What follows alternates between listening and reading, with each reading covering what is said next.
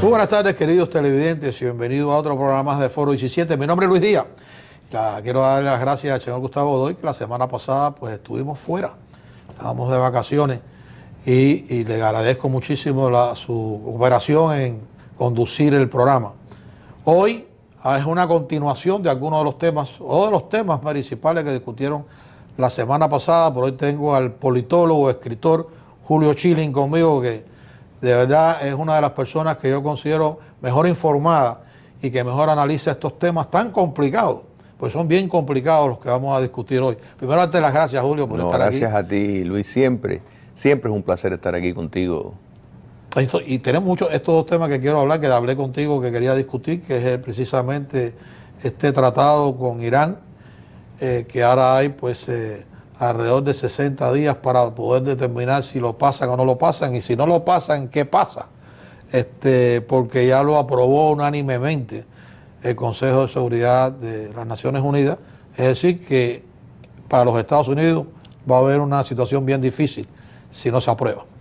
Y estuve esta semana viendo el hearing completo, como sabía que iba a hablar sobre esto, del Senado, precisamente donde el secretario Kerry hizo acto de presencia ante el comité senatorial para discutir este tratado, que es un tratado bien complicado, bien difícil, y que no todo se conoce. Exactamente. Vamos a poner que no todo se conoce en favor o en contra.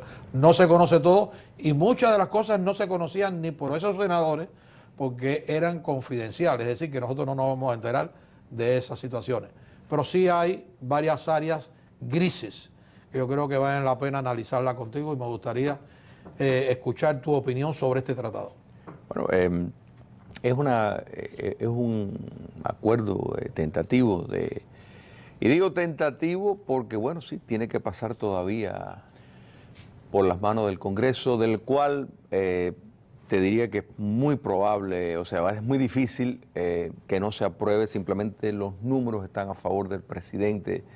En esto hay que recordar que ambas cámaras, 2/3 partes de ellas, tendrían que pasarle por arriba, revertir su veto, y lo podrían conseguir tal vez en la Cámara Baja, pero en el Senado no le fuera a ser muy difícil. El problema de esto y la gran preocupación de esto, Luis, mira, si el régimen de los ayatolás fuera un gobierno que tiene una trayectoria de cumplir acuerdos, que tiene un historial de no querer extender su hegemonía por no solo la región, por el mundo. Si no tuvieran una visión, te diría, imperialista, pues no lo sería mal. Tú dirías, bueno, se podría vivir con este acuerdo. Pero el problema es que, y ahí es donde está, yo creo, la base de los que se oponen. Encuentran en los detalles que tú mencionaste y estábamos hablando previamente, en los detalles de ese acuerdo de más de 100 páginas. 150. Correcto. Que precisamente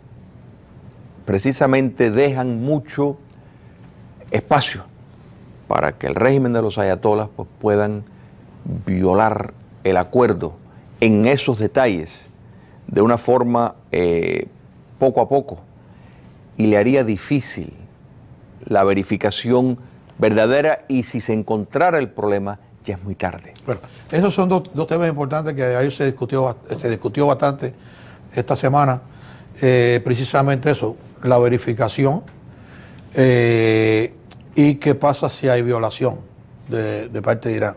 Primero, que esto no es un tratado con Irán para hacer relaciones diplomáticas ni para tener amistad con Irán, sino simplemente para impedir de que Irán se pueda convertir en un país nuclear. Eso es lo que es este tratado. Y han buscado la manera de llegar a un entendimiento mutuo, no solamente de estos dos países, sino de los que participaron en esta reunión que estamos hablando, que está Rusia, está Francia, Inglaterra, es decir, son estos países que son los que están tratando de buscar la manera de llegar a ese entendimiento por beneficio de todas las personas, porque Irán nuclear, eso sería una situación bien seria. y buscar alternativas. ¿Tú no crees que con lo que se aprobó en este contrato de verificación es confiable de que vamos a podernos enterar? Porque ayer Kerry dijo en su en el hearing de que tenían todos los mecanismos habidos por haber para enterarse inmediatamente cuando si había alguna violación o se estaban enriqueciendo al nivel que no pueden enriquecer. ¿Tú no confías en eso? No, no confío. El espacio de tiempo que tienen antes de llegar al lugar de los hechos le da suficiente tiempo. ¿Y por qué los otros países confían? Esa es la pregunta que yo hago. China y Rusia forman parte, y voy a hacer esta frase, de este eje del mal que existe en el mundo. Hay que entender que, o sea, yo creo que volvemos a la semilla. ¿Y por qué Francia, Inglaterra? Bueno, Francia tiene lazos económicos con Irán, Francia... España. Bueno, los 15 países que están en el Consejo de Seguridad, los 15, que también los escuché a todos, hablaban que sí, que este era el mejor instrumento para trabajar de mantener un Irán no nuclear. Lo que le han dado mayor escrutinio a ese acuerdo han sido los opositores, los que están en contra de eso en el Congreso norteamericano, y no es un problema partidista, porque uno de los que más ha estado en contra ha sido el senador Bob Menéndez. Ay, estuvo fortísimo con el secretario de Estado. Bien duro estuvo. Correcto. Sin lugar a dudas. Y a mi juicio es una de las razones por las cuales está pagando un precio con esta administración, que bueno, es tema para otro día. Israel pues también le ha dado un escrutinio muy severo a esto, y tienen razones de sobra. Pero deben Estados Unidos, porque el primer ministro Netanyahu se oponga con vehemencia a este tratado, representar esa posición, o debe de representar otra posición de líder en este mundo para buscar la seguridad de que este país se pueda desarrollar nuclearmente? No, los Estados Unidos están en la obligación de ver lo que considera que es mejor para los Estados Unidos y para la seguridad mundial. ¿Me explico? O sea, coinciden en esto, más allá de que exista la realidad de que, por supuesto, pues Israel tiene una influencia extraordinaria en la opinión pública de los Estados Unidos, en los medios de comunicación, pero eso no quita el hecho de que en este caso, como típicamente en otros casos, Israel es la democracia más exitosa y más sólida del área. Israel pelea guerras que los Estados Unidos no tienen que pelear. Bueno, pero el presidente Obama también declaró de que cualquier tipo de ayuda militar, de modernizar más el armamento israelí, se lo ofrece. Ya esta semana que también terminaste, estaba el secretario de Defensa Carter ahí hablando con sus homólogos en Israel. Es decir, que a la misma vez que está haciendo este tratado con Irán, le está también facilitando a Israel mucho más armamento para que se sienta mucho más seguro de que no hay problema. Claro, pero las armas nucleares, o sea, comparado con las armas convencionales, pero aquí es donde está el asunto. Yo no creo que se haya redactado un acuerdo en la historia que de alguna forma no se puede violar. Eso es una realidad. En otras palabras, el régimen que quiera violar, o la nación que quiera violar un acuerdo, lo va a poder hacer, y a veces hasta prefiere pagar el precio que viene después, porque la misma pregunta que se hacen ahora, bueno, ¿qué hacemos? ¿Vamos a la guerra? Y si Irán viola la guerra, viola el acuerdo, tiene el arma y dice, bueno, ¿ahora qué? ¿Qué va a hacer el mundo? ¿Van a ir a la guerra en ese momento? O sea que siempre va a estar el planteamiento. Y la pregunta... ¿Pero qué se podía haber hecho? Vamos a suponer de que no sea el mejor vehículo del tratado, pero ¿qué alternativa? Por ejemplo, yo voy a darte la posibilidad de que te dijeran, Julio, ¿qué alternativa tú puedes ofrecer para buscar la manera de que no siga el desarrollo nuclear en Irán? ¿Cómo lo pudieras parar? Bueno, primero Irán tiene mucho interés en que se le levanten las sanciones, porque lo que ellos quieren hacer cuesta dinero. Okay. Cuesta dinero y cuesta dinero. Y Okay. Irán no es una de las naciones más eficientes en producir el petróleo rentable. De manera de que las sanciones sí le han hecho daño y sí le hacen daño. Lo llevaron a la negociación, las sanciones lo llevaron a la negociación. Pero yo creo que... Pero tú no estás de acuerdo con la negociación. No estoy de acuerdo porque la concesión principal que hay que lograr no es un acuerdo donde por números, la centífraga, que si va a crecer. De 19.000 se la eliminaron y se quedaron en no sé si son poquitas. Correcto, pero a la misma vez es un régimen que activamente está envuelto en la subversión en el continente americano. Ya. Entonces, eso yo creo que eso solamente es razón para darnos una gran inquietud. Claro. Pero hay otra cosa muy importante también, Luis, y eso es dentro del mismo Islam. Es muy probable que esto inicie una carrera armamentística dentro... En la región. En la región, porque el suní, el Islam suní, que ve a el Islam chía como un enemigo, un adversario de temer, no se va a quedar tranquilo. Pero ¿qué harías tú? Fíjate, porque hay que buscarle una solución. Y hablaste del peligro de que este país, pues poco a poco puede llegar a, como lo hizo Corea del Norte, poco a poco llegó a tener la ojiva nuclear. Pero la pregunta mía, te doy esa responsabilidad, Julio. ¿Qué haría? Bueno, primero, esto es un trabajo que se ha iniciado hace muchos años, pero ¿qué es lo que haría? Iniciar una ofensiva diplomática, divulgar información de inteligencia sin comprometer fuentes que tienen sobre la amenaza de Irán. Hubiera apoyado a la oposición en Irán y estimular un cambio de régimen, que es donde está la raíz del problema. Pero mientras tanto, él puede seguir enriqueciendo y puede llegar a tener las armas. A medida que llegue ese, que se bombardee, que se haga militar, un ataque. Un ataque militar estratégico, específico, y ponerle presión económica. China y Rusia nunca lo van a hacer porque forman de nuevo parte de ese eje del mal. Pero un ataque militar, el mundo no quiere verse envuelto en una guerra. Y Estados Unidos, todo el pueblo, no todo el pueblo, pero la mayoría del pueblo norteamericano no quiere estar envuelto en otra guerra. Y entonces una guerra con Irán desestabiliza la región. Al desestabilizar la región, el impacto económico para nosotros es serio. Es decir, que nos vamos a ver envueltos nosotros en una situación bien seria. ¿Está dispuesto el país a correr ese riesgo? Esa es una pregunta que yo creo que hay que hacer para, por lo menos, decirle al pueblo norteamericano no tenemos otra alternativa, ¿no?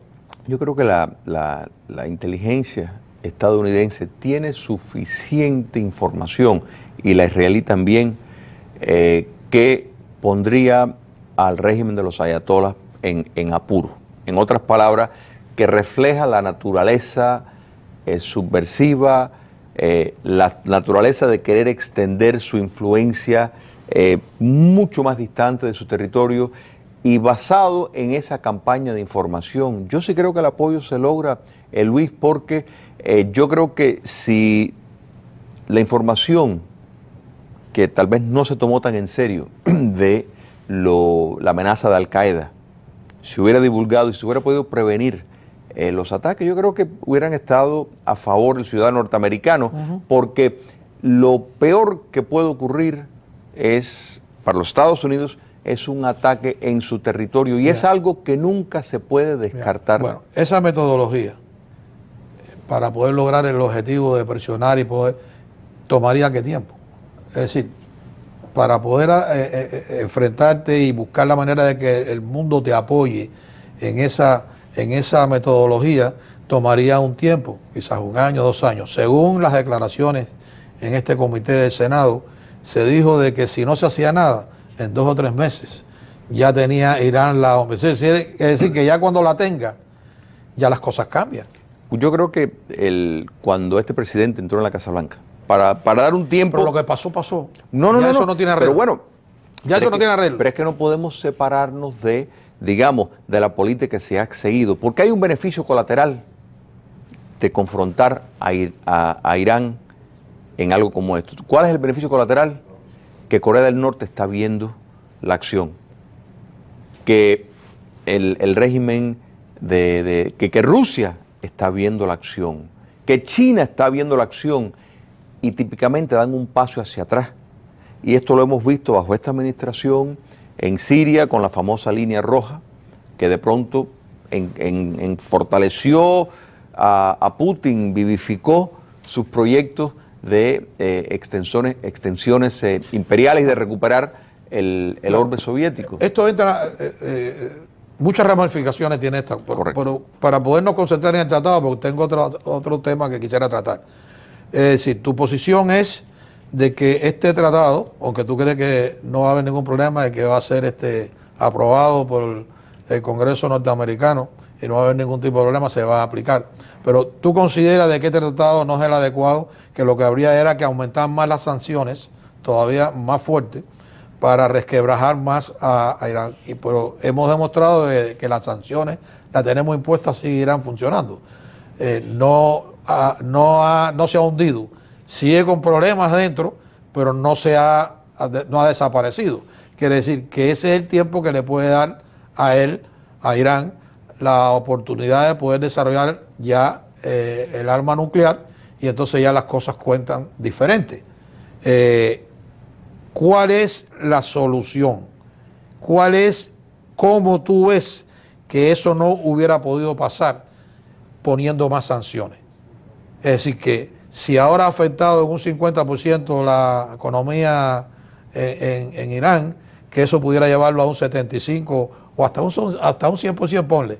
¿Qué tiempo se demoraría en poder ver esos resultados? Para ver si no, eso impediría de que pudieran ellos desarrollar la bomba atómica. Yo creo que la primera exigencia y el punto y el planteamiento desde donde tienen que partir es que hasta que no exista un cambio en la naturaleza, un cambio en las proyecciones guerreristas del régimen de los ayatolás, pues es inaceptable que tengan armas nucleares y hay que hacer lo que hay que hacer para impedirlo, porque eso trae de nuevo problemas colaterales, porque entonces, ¿cómo se puede decir de nuevo a Corea del Norte que no después? Pero eso lo dice el presidente también, pero el problema es que las palabras se las lleven bien. Tú puedes decir muchas cosas, pero ¿cómo tú logras que eso suceda? No es decirle, no puedes tener armas atómicas, ¿cómo tú lo impides? Y entonces están todos estos negociaciones y todos estos fenómenos que se supone que eso es lo que va a impedir de que puedan llegar a lograr ese objetivo. Apretar las sanciones y un ataque estratégico hubiera enviado un fuerte mensaje a Irán de que no es aceptable, y seguir negociando basado en esos términos, para que Irán se dé cuenta, no nos van a dejar, porque si uno lo mira en su esqueleto, diría, qué bueno, mira, hasta van a usar esto para propósitos de paz, magnífico, pero el problema es quién está detrás del timón manejando ese barco. ¿Te das cuenta? Ahí es donde está el gran problema. Bueno, estos son temas que vamos a seguir hablando, porque esto no se termina hoy, esto va a continuar y vamos a aprender mucho más de lo que incluye el tratado, y nos vamos a dar cuenta si estamos equivocados o no se está equivocado, porque también hay que dejar el margen de la duda, porque podemos tener percepciones de que todo es negativo cuando a lo mejor hay cosas que no son negativas, que son positivas. Es decir, que hay que darle un tiempo para lucubrar esta situación. Pero hay otros problemas también, y te he visto a ti porque yo creo que una de las personas más cotizadas en el mercado de la televisión noticiosa eres tú. Te veo en todos los medios haciendo análisis. Por eso te digo que tú eres una persona bien conocedora de estos temas, y yo creo que es importante. Pero hay áreas en las cuales cuando te veo en los programas me gustaría a mí preguntar, pero no estoy en ese programa.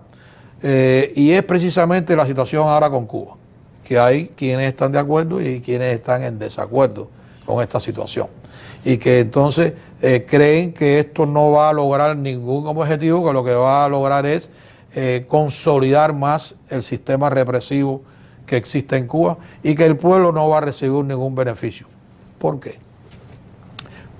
Probablemente por la misma, podemos trasladarlo al ejemplo de Irán, la naturaleza de quien está en el poder y el modelo dictatorial que está en ejercicio en Cuba. Primero tenemos la evidencia empírica de modelos como el que hay ahora en Cuba, en China y en Vietnam. No, como hay en Cuba, no. Sí, no, como Cuba no tiene el modelo chino ni el modelo de Vietnam todavía. De dictadura totalitaria. Totalitaria. Entonces, este tipo de reformular la economía, para en efecto, los chinos le llaman economía socialista de mercado, para tener ese tipo de modelo con una dictadura de dominación total, en efecto, no se llega a la democracia. Si el punto es, bueno, se va a mejorar el estándar de vida, bueno, pues eso podrían tener un punto válido, entendiendo de quienes más se van a mejorar son, y en el caso cubano, la oligarquía militar que controla la economía, son los que más se van a beneficiar. Pero el precio de eso es, en efecto, renunciar a ser libre, renunciar a ser una democracia. La pregunta es, ¿y qué país, y si estamos usando Estados Unidos, le interesa ese punto de vista tuyo? Porque Estados Unidos negocia con China. Yo me recuerdo cuando se trataba de pasar en el Congreso medidas de atender a China como un país preferencial para darle beneficios. Aquello era terrible, las luchas. Llegó un momento en que eso se eliminó y China ha hecho un desarrollo económico importantísimo en el mundo. China está considerada ya como la segunda y por algunos otros como la primera economía del mundo. No hay duda ninguna que ha habido un desarrollo. Ese desarrollo ha beneficiado al pueblo, no a todo el pueblo. No hay 100% quien se pueda beneficiar. En los Estados Unidos existe esa posibilidad y no todo el mundo se ha beneficiado de ese emporio económico. Quiere decir que ¿por qué Cuba, si va en ese camino, Cuba no puede hacer igual? Un sistema totalitario, gubernamental, y ese sistema de apertura económica. Estamos viendo que China, ¿cuántos años lleva ya después de este proceso? 37. Ya, 37. Y si mantiene todavía férrea esa mano, y sigue Estados Unidos sigue comerciando y con un país como si fuera un país normal. Pasa también en Vietnam y en otros países asiáticos, no solamente estamos hablando en este caso de Vietnam, igual manera.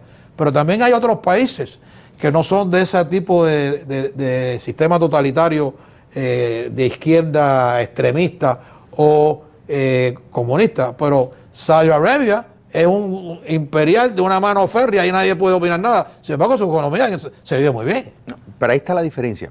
Por ejemplo, y podemos añadir el caso de Singapur. Singapur, que no lo mencioné. Indonesia. ¿Verdad? Son economías, o sea, son dictaduras autoritarias. Totalmente. La diferencia es que la sociedad civil en esas dictaduras nunca se desmantelaron. O sea, la sociedad civil siempre pudo coexistir con la dictadura política. Entonces, pero en China. No. En Singapur, en Arabia Saudita. No en Vietnam, no en Vietnam. En Arabia Saudita hay que hablar mal yo le digo beduinos, de ellos, tiene un problema serio. Y no existe. Y es innegable que son una dictadura, que es una dictadura. Pero la diferencia es que dictaduras autoritarias, como la que había en Taiwán en un momento, la que había en Corea del Sur, sí responden por medio del comercio internacional y el crecimiento económico, la modernización material, que eventualmente impacta el modelo político y hay algún tipo de apertura. Dictaduras totalitarias no existe. Yo me tomé el trabajo por unos ensayos que estoy escribiendo de leer algunos del texto de la última reunión del Congreso del Partido Comunista Chino y básicamente todo lo que están insistiendo es que esto es el socialismo, que están en la fase del socialismo, que falta por lo menos 100 años antes que van a llegar a la etapa comunista. O sea, que ellos están siguiendo la prédica de Marx, de acuerdo a ellos lo han perfeccionado y han logrado que el comunismo siga. Entonces el papel de vanguardia del partido único sigue teniendo un papel fundamental. Y el caso de Cuba, ahí es donde está la clave. Cuba está situada donde estaban situados los chinos cuando ya Mao estaba más próximo a la muerte. Ellos están tratando de pasar la base de legitimidad que por el tipo de liderazgo que Cuba tiene, de un liderazgo sultánico, carismático, de pasar esa legitimidad al partido. Entonces, esta es la etapa en que ellos están, que hasta en ese sentido se parecen a lo que es China. Vietnam lo tuvo en su figura de Ho Chi Minh, que bueno, murió antes, pero eso es la fase donde están. Entonces, no vemos como la sociedad civil en dictaduras como la vietnamita, la china y la cubana, no existe. Lo que vemos es una sociedad que se plega y que no exige. Pero precisamente por eso, pero el mundo mira eso de una manera diferente como miramos nosotros la situación de Cuba. Nosotros pensamos de que Cuba, si no se hace una apertura política, no puede funcionar el desarrollo económico. Así pensamos, porque lo que queremos es la libertad para el pueblo de Cuba completo. Pero desgraciadamente estamos viendo que los ejes que nos pueden ayudar importantes, y menciona Estados Unidos, como el mundo capitalista, no le interesa. Están demostrando que lo que le interesa es el desarrollo económico, punto. Siguiente, más nada. Eso estamos viviendo un momento donde la ética democrática, donde lo moral se está tirando al precipicio. Porque lo que interesa es el dinero. Lo que importa es el dinero. Y eso es muy lamentable porque el capitalismo de Estado funciona muy bien y existen dictaduras perfectamente agresivas, vigorosas. Entonces, eso es muy peligroso para las democracias. Pero tenemos que ser realistas y estamos viendo el mundo. No podemos mirar románticamente como nosotros queremos una democracia. Estamos mirando cómo el mundo se está moviendo hoy en día y estamos nos dando cuenta de eso. Debemos de impedir que eso suceda y que el pueblo no reciba ningún tipo de beneficio, o debemos de cambiar un poco el pensamiento. Me quedan 15 segundos. Te uso dos cursos que se tomó. La Unión Soviética y China. Con la Unión Soviética, particularmente bajo la administración de Ronald Reagan, se confrontó el régimen y se produjo un cambio de régimen con esa política. Con China se buscó la otra vía, argumentando que la democracia iba a llegar y no ha llegado. Los pocos cambios que ha habido en Cuba es producto de la necesidad del régimen abrirse. Tengo que irme, pero para recordar nada más, para terminar, que los nuevos millonarios rusos eran los que estaban envueltos en el sistema comunista. Así es. Es decir, vamos a estar claros que son como los militares en Cuba. Porque nunca se desmanteló el sistema. Vamos a seguir esto porque yo creo que sí vale la pena y podemos ayudar a que la gente analice un poquitico con más profundidad. Y a ustedes los veo el próximo domingo con otro programa, estoy seguro va a ser de su agrado. Muy buenas tardes.